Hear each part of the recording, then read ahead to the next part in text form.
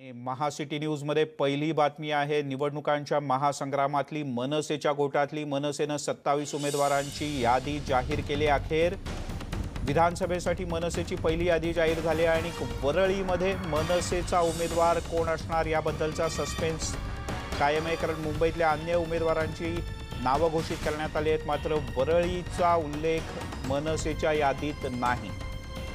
अक्षय कुडकेलवार आपले प्रतिनिधी आपल्यासोबत आहेत। अक्षय, काय अधिक माहिती आहे? माहीममधून नितीन सरदेसाई यांचा पत्ता कट? नक्कीच मिलिंद सर, आपण जर बघितलं तर मनसे निवडणूक लढणार नाही लढणार असं चाललं होतं आणि आता मनसेची 27 जणांची यादी जी हाती आली आहे, या यादीमध्ये मनसेचे जे नेते आहे नितीन सरदेसाई यांच्या जागी संदीप देशपांडे यांना उमेदवारी जाहीर करण्यात आली आणि हे असं होणं साहजिकही होतं, कारण जर आपण बघितलं तर संदीप देशपांडे गेल्या अनेक काळापासून मनसेला चर्चेत ठेवण्याचं काम त्यांच्याकडनं करण्यात येत होतं आणि नितीन सरदेसाई हे निवडणूक लढण्यास उत्सुक नव्हते अशी सुद्धा माहिती होती। मात्र सगळ्यात महत्वाची गोष्ट जर यामध्ये जर कुठली असेल तर यात वरळी विधानसभा मतदारसंघात मनसेने अजूनही आपला उमेदवार दिलेला नाही। ज्यावेळी चाचपणी झाली होती संपूर्ण महाराष्ट्र नवनिर्माण सेनेचे ज्या ठिकाणी उमेदवार कुठे कुठे उतरवायचे आणि या सगळ्या संदर्भात, तर त्यावेळी मनसेचे त्या ठिकाणचे स्थानिक माजी नगरसेवक आणि विभाग प्रमुख संतोष झुरी यांचं नाव चर्चेत होतं। निवडणूक लढण्याच्या निर्णयापूर्वी एक संभाव्य यादी जी मनसेच्या सोशल मीडियावर चर्चेत होती, या यादीत सुद्धा संतोष झुरी यांचं नाव चर्चेत होतं। मात्र आज आलेल्या 27 जणांच्या यादीत मुळात संतोष झुरी यांचं नाव नाही। ज्या प्रकारे पक्षाला चर्चेत ठेवण्याचं काम संदीप देशपांडे जे काही, कारण मनसेच्या काही मोजक्या नेत्यांनी मनसे पक्षाला चर्चेत ठेवलाय, त्यात संतोष झुरी यांचं एक प्रामुख्याने नाव होतं, कारण खड्ड्याच्या आंदोलनामध्ये संतोष झुरी हे अनेक दिवस पुढे सुद्धा होते। अशा सगळ्या परिस्थितीत मनसेने वरळीत उमेदवार दिला नाही, तर कुठतरी मनसे आतमधून शिवसेनेला बॅकिंग देतं का? कारण पण अशा काही गाठीभेटी झालेत अक्षय, शिवसेना नेत्यांच्या किंवा मनसेच्या नेत्यांच्या काही गाठीभेटी झालेत वरळीत? आदित्य ठाकरेंना बिनविरोध आणण्याकरता जशी राष्ट्रवादीची भेट घेतली शरद पवार यांची संजय राऊत यांनी, तसं मनसेचं काही आश्वासन मिळालंय? अजून मनसेचं असं कुठल्याही प्रकारचं आश्वासन मिळालेलं नाही। मनसेच्या कुठल्या म्हणजे शिवसेने आणि मनसेचं असं कुठे पडद्यामागे चर्चा झाल्याची तुर्तास तरी माहिती आलेली नाही। मात्र जी परिस्थिती येते, कारण आपण जर बघितलं तर बहुतांश मुंबईच्या ज्या जागा महाराष्ट्र नवनिर्माण सेना लढवणार आहे आणि मनसेचं ज्या ठिकाणी मराठी टक्का ज्या ठिकाणी आहे त्या जागेवर मग माहीममध्ये जर संदीप देशपांडेच्या नावाची चर्चा आणि नाव जाहीर उमेदवारी जाहीर होत असेल तर मग त्याच नियमानुसार संतोष झुरी यांची उमेदवारी जाहीर का झाली नाही हा प्रश्न उपस्थित होतो। आणि अर्थात सगळ्यात महत्वाचं म्हणजे मिलिंद सर, ठाकरे कुटुंबियातला पहिला उमेदवार आहे। ठाकरे म्हणजे निवडणुकीच्या रिंगणात उतरलाय आणि अशा परिस्थितीत जर ठाकरे कुटुंबातल्या पहिल्या उमेदवाराला बॅकिंग देण्यासाठी, एक समर्थन देण्यासाठी आतमधून का होईना हे विभक्त झालेले दोन ठाकरे बंधू कदाचित एकत्र येऊ शकतात। बरोबर, एक वेगळी गोष्ट कदाचित या निमित्तानं मुंबईच्या राजकारणात आणि प्रामुख्यानं सेना मनसेच्या राजकारणात आपल्याला पाहायला मिळू शकते। अक्षय, तुर्तास धन्यवाद या सगळ्या माहितीबद्दल। जाऊयात पुण्यात, कारण जसं वरळी लक्ष आहे तसं पुणे, कारण पुण्यामध्ये भाजपनं शिवसेनेला एकही जागा सोडलेली नाही। त्यामुळे शिवसेनेचे पदाधिकारी हे शिवसेना भवनाला अक्षरशः कुलूप घालून मातोश्रीवर जाऊन बसले। तर दुसरीकडे भाजपमध्ये चंद्रकांतदादा पाटील यांच्या पाठोपाठ शिरोळे यांच्या घराणेशाहीला सुद्धा मोठा विरोध सुरू झालाय।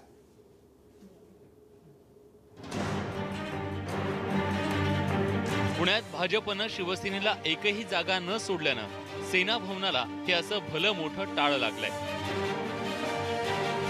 नाराज पक्ष कार्यकर्ते मातोश्रीवर जाऊन बसलेत। शिवाजीनगरमधून उत्सुक असलेले माजी पोलीस अधिकारी भानुप्रताप बर्गे यांनी तर थेट अपक्ष लढण्याची घोषणा करून टाकली आहे। शिवतारे मात्र या पुणे शहर सेनेच्या खच्चीकरणाबद्दल सरळ कानावर हात ठेवतायत। मी ताकद द्यायला आमच्याकडे ह्या पक्षामध्ये सर्वस्वी निर्णय घेणारे उद्धवसाहेब असतात। जबाबदारी जर मला दिली असती त्या काळात सुद्धा तर गोष्ट वेगळी होती, परंतु वेगवेगळे कारणं त्याची असतात आणि म्हणून माझ्याकडे बेसिकली पुण्याची तशी जबाबदारी नव्हती। पण साधारणतः एक चित्र असं आहे की सिटिंग सीट ज्याच्या त्यांना देणे हा एक बेसिक फॉर्म्युला, एकदम क्रूड बेसिक फॉर्म्युला होता आणि त्यानुसार 8च्या 8 सीट भाजपकडे असल्यामुळे कदाचित हे झालं असेल। आणि याची निगोशिएशन करणारे जो अधिकार ज्यांना होता, सुभाष देसाई होते किंवा आदरणीय उद्धव साहेब होते, मुख्यमंत्री होते, त्याच्याबद्दल मी अनभिज्ञ आहे. पुण्यात शिवसेनेच्या कार्यालयाला ही अशी अवकळ आलेली असताना तिकडे भाजपात मात्र बंडखोरीला ऊत आलाय. शिवाजीनगरमधून माजी खासदार अनिल शिरोळे यांच्या चिरंजीवांना उमेदवारी जाहीर होताच काही भाजप कार्यकर्त्यांनी आंदोलन सुरू केलं. सिद्धार्थ शिरोळे यांना कशामुळे तुमचा विरोध आहे? म्हणजे त्यांचे वडील खासदार राहिलेले आहेत म्हणून त्यांना परत देऊ नका असं तुमचं म्हणणं आहे? हो, आमचं त्याच्यासाठीच म्हणणं आहे की परत त्यांना तिकीट देऊ नये. आतापर्यंत त्यांनी काही कामं केलेली नाही आणि सर्वे कशासाठी? आम्हाला नरेंद्र मोदी साहेबांना आमचा पूर्णपणे पाठिंबा आहे, पण ज्या बीजेपी कडून ज्या उमेदवाराला जे तिकीट देण्यात ते आम्हाला अजिबात मान्य नाहीये. तर कोथरूडमध्येही चंद्रकांत दादांना होणारा विरोध काही केल्या कमी होताना दिसत नाहीये. सामाजिक कार्यकर्ते विश्वंभर चौधरी यांनीही स्वाभिमानीकडून आपल्याला उमेदवारीबद्दल विचारणा झाल्याची फेसबुक पोस्ट टाकून आपलं नाव चर्चेत आणलंय. या उलट चंद्रकांत दादा मात्र आपण पुणेकरांसाठी उपरे नसल्याचा दावा करतायत. पुण्याचा पालकमंत्री आहे आणि त्यामुळे पुणेकरांना मी काही परका नाही. पुणे शहरामध्ये, कोथरूडमध्ये, गल्ल्या गल्ल्यामध्ये वर्षानुवर्ष माझी ओळख असणारे, ज्यांच्या घरी मी अनेक वेळा गेलो अशी मंडळी आहेत आणि त्यामुळे पुणेकर मला परका मानणार नाहीत. 2009 साली पुण्यात कोथरूड आणि हडपसरमध्ये सेनेचे आमदार होते.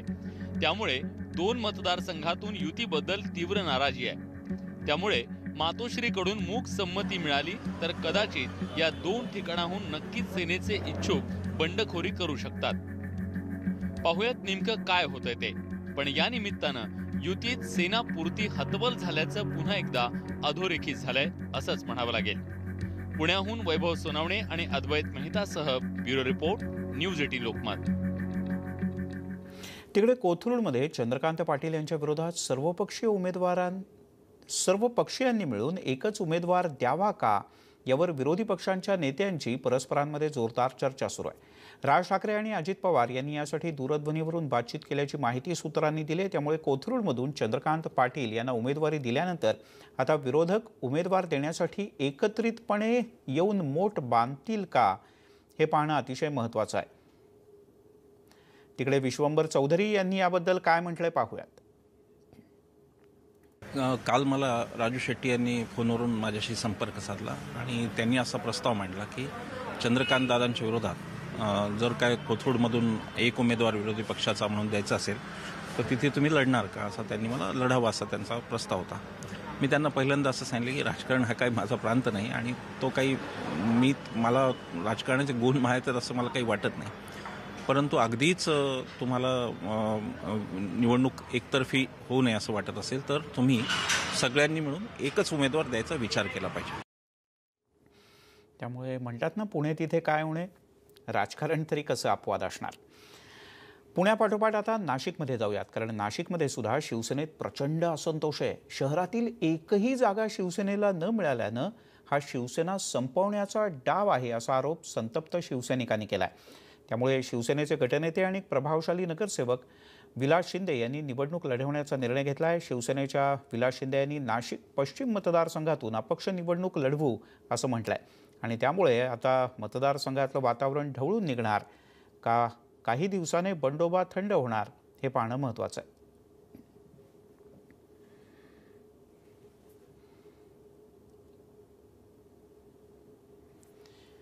भारतीय जनता पक्षाची 125 उमेदवारांची पहिली यादी जाहीर झाली आणि या 125 उमेदवारांच्या पहिल्या यादीत 52 विद्यमान आमदारांना पुन्हा संधी मिळाली.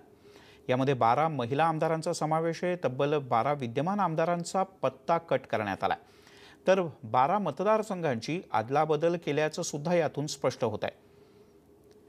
पहिल्या यादीमध्ये खडसे आणि विनोद तावडे या दोन दिग्गजांना उमेदवारी देण्यात आलेली नाही. याशिवाय सरदार तारासिंग, विष्णू सवरा, दिलीप कांबळे, मेधा कुलकर्णी यांचा सुद्धा पत्ता कट झाला. पुण्यातल्या 8 मतदारसंघातून भाजपचे उमेदवार उभे राहणार आहेत. कसबा मतदारसंघातून मुक्ता टिळक, कोथरूडमधून चंद्रकांत पाटील, साताऱ्यातून शिवेंद्र राजे यांना उमेदवारी जाहीर झाली.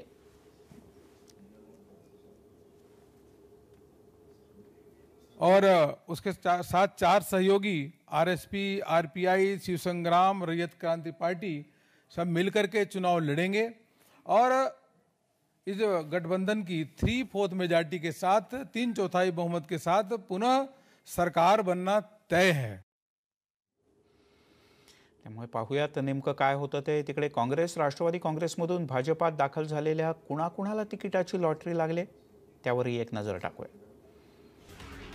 संदीप नाईक यांना ऐरोलीतून, गणपत गायकवाड यांना कल्याण पूर्वेतून तर जयकुमार गोरे यांना माणमधून उमेदवारी जाहीर झाली।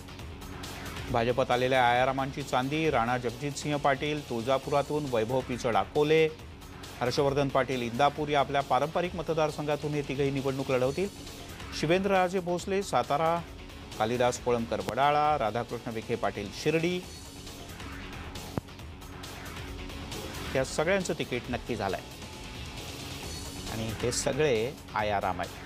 तर युतीमध्ये शेवटच्या क्षणापर्यंत बदल होत असतात, त्यामुळे आमच्यात अजिबात नाराजी नाही अशी प्रतिक्रिया देऊन सगळं काही सावरण्याचा प्रयत्न केलाय शिवसेनेचे खासदार संजय राऊत यांनी।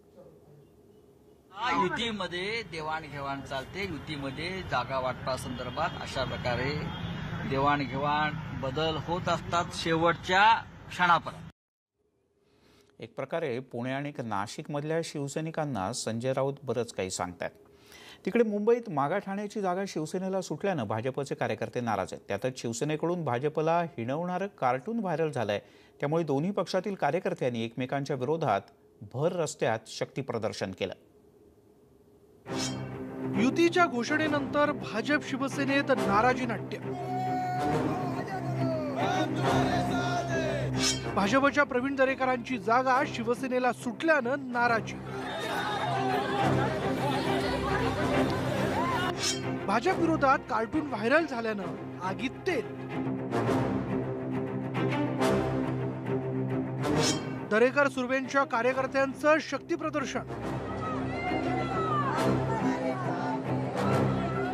ही दोन दृश्य आहेत शिवसेना भाजप कार्यकर्त्यांमधील उघड नाराजीची। माघाटनेत भाजपच्या कार्यकर्त्यांनी प्रवीण दरेकरांच्या समर्थनार्थ ही अशी घोषणाबाजी केली आहे, तर दुसरीकडे बोरिवलीत शिवसेनेच्या कार्यकर्त्यांनी प्रकाश सुर्वे यांच्या समर्थनार्थ घोषणाबाजी केली। भाजपच्या वाटेला असलेला माघाटने मतदारसंघ शिवसेनेच्या प्रकाश सुर्वे यांना मिळाल्यानं भाजपचे कार्यकर्ते नाराज आहेत। त्यातच व्हायरल झालेल्या ह्या कार्टूननं आगीत तेल उतरण्याचं काम केलं।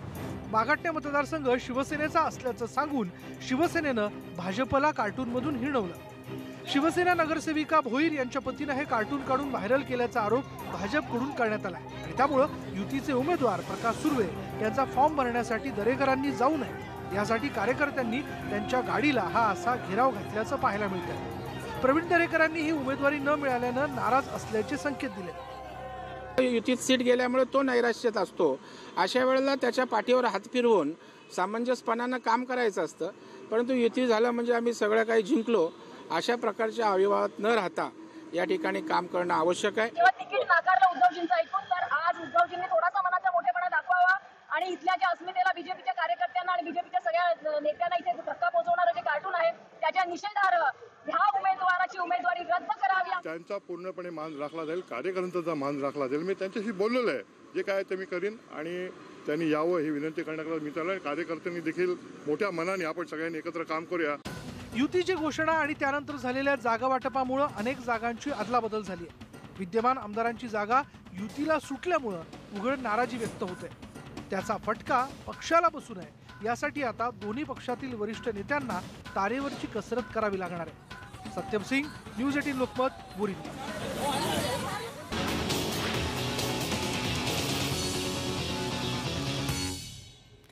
आपण पाहताय महासिटी न्यूज। काँग्रेस आणि समाजवादी पार्टी यांची आघाडी तुटली आहे। दरम्यान सपा काँग्रेस आणि राष्ट्रवादीच्या विरोधात सपानं काँग्रेस आणि राष्ट्रवादीच्या विरोधात उमेदवार देण्याचा निर्णय घेतलाय, तर सपा महाराष्ट्रात एकूण 40 जागा लढवणार आहे। मुंबईतल्या शिवाजीनगर, भायखळा, मुंबादेवी, चांदिवली आणि कुर्ला या जागा समाजवादी पक्ष लढवेल, तर सोबतच अबू आझमी यांचे सुपुत्र सुद्धा आता निवडणुकीच्या रिंगणात उतरणार आहेत। विधानसभा निवडणुकांचं बिगुल वाजताच पिंपरी चिंचवडमधील युती आणि आघाडीच्या नेत्यांना जनतेच्या प्रश्नांची अचानक आठवण झाली। पिंपरीकरांचे प्रश्न सोडवण्यासाठी दावे प्रतिदावे सुरू झाले, मात्र मागच्या 10 वर्षांपासून त्या प्रश्नांवर मतांचा जोगवा मागणाऱ्या युती आणि आघाडीच्या उमेदवारांना दारातही उभं करणार नसल्याचा निर्धार शहरातल्या अनेक मतदारांनी केला.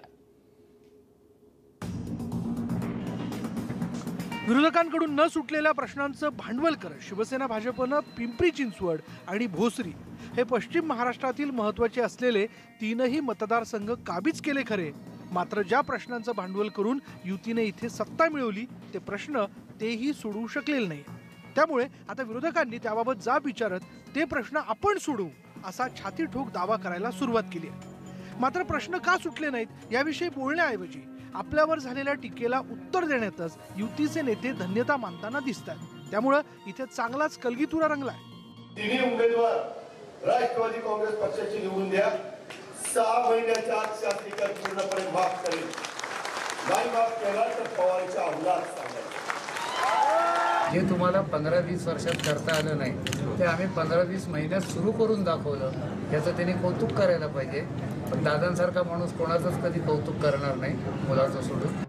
खरं तर पिंपरी शहरातील प्रश्न सोडवतील म्हणूनच इथल्या जनतेनं युती आणि आघाडीच्या उमेदवारांना या आधीच्या 2 निवडणुकांमध्ये निवडून दिलं होतं. दोघांची गल्लीपासून दिल्लीपर्यंत सत्ता होती, मात्र तरीही इथले प्रश्न कायम आहेत.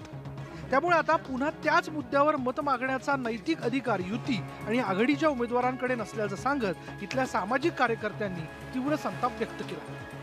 यांना थोडी जरी चाड असेल, नैतिकता असेल तर यांनी या पुढच्या काळामध्ये शहरातल्या मतदात्यांकडून या मुद्द्यांवरती मत मागू नये. अन्यथा या मुद्द्यावरती जर हे लोक मत मागायला गेले तर शहरातले मतदार यांना दारात देखील उभे करणार नाही. अशा प्रकारची चीड आणि संताप मतदारांमध्ये आहे. एकीकडे वर्षानुवर्ष अनधिकृत बांधकाम, शास्तीकर, न मिळणारं मुबलक पाणी, रेड झोन आणि उद्योगधंद्यांचं स्थलांतर या प्रश्नांच्या अडगळीत जगणारे सामान्य पिंपरी चिंचवडकर, तर दुसरीकडे या प्रश्नांचं भांडवल करून निवडणुका जिंकत सत्ता भोगणारे उमेदवार हे आतापर्यंतचं इथे बघायला मिळणारं चित्र आता तरी बदलेल का, हाच खरा प्रश्न. गोविंद वाकडे, न्यूज 18 लोकमत, पिंपरी चिंचवड. यासोबतच बुलेटिनमध्ये घेऊयात आणखीन एक छोटासा ब्रेक. सर्व प्रकारच्या ताज्या अपडेट्ससाठी आपण पाहताय न्यूज 18 लोकमत.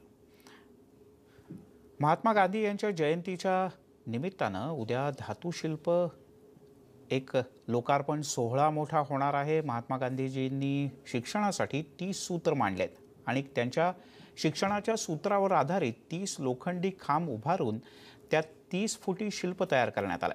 लोखंडी खांबांचा कलात्मकतेनं वापर करून भारतातलं अशा पद्धतीनं तयार करण्यात आलेलं हे पहिलं शिल्प असणार आहे, तर जगातलं हे अशा पद्धतीचं दुसरं शिल्प आहे. श्याम लोंढे आणि सचिन जोशी यांनी हे धातुशिल्प तयार केलं.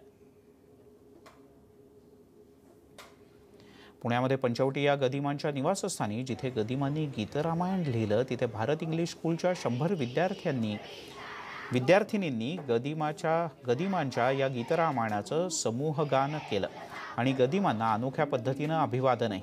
यावेळेला गदिमांचे सुपुत्र आनंद माडगुळकर आणि गदिमांचे नातू सुमित्र माडगुळकर हे देखील उपस्थित होते. त्यांनी सुद्धा गदिमांच्या आठवणींना उजाळा दिला. तर गदिमांच्या रखडलेल्या स्मारकाबद्दल सुद्धा त्यांनी खंत व्यक्त केली.